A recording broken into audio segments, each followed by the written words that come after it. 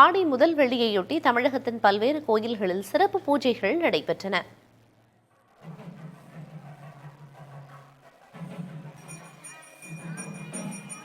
திருச்செந்தூர் சுப்பிரமணிய சுவாமி கோயிலுக்குட்பட்ட பந்தல் மண்டபத்தில் அமைந்துள்ள ஆனந்தவல்லி அம்பாள் சிவக்குழந்தீஸ்வரர் கோயிலில் ஆடி பிரதோஷ பூஜை வெகு சிறப்பாக நடைபெற்றது. சிவக்குழந்தீஸ்வரர் சுவாமிக்கும் ஆனந்தவல்லி அம்பாளுக்கும் பால், மஞ்சள், இளநீர், தயிர், பஞ்சாமிர்தம் என 16 வகையான பொருட்களில் அபிஷேகம் செய்யப்பட்டது. தொடர்ந்து சிறப்பு தீபாராதனையும் நடைபெற்றது.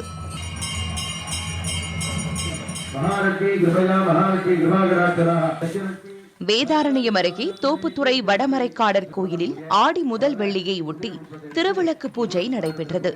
உலக நன்மைக்காகவும் விவசாயம் செழிக்கவும் சிறப்பு வழிபாடும் நடத்தப்பட்டது. இதில் 200க்கும் மேற்பட்ட பெண்கள் கலந்து கொண்டனர்.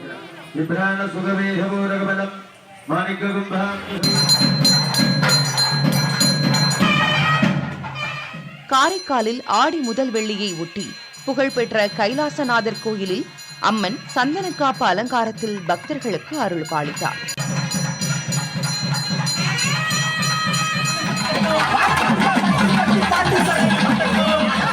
புதுக்கோட்டை மாவட்டம் பூவரசக்குடியில் செந்தலை ஐயனார், செந்தலை கருப்பர் கோயிலில் புரவி எடுப்பு திருவிழா கோலாகலமாக நடைபெற்றது.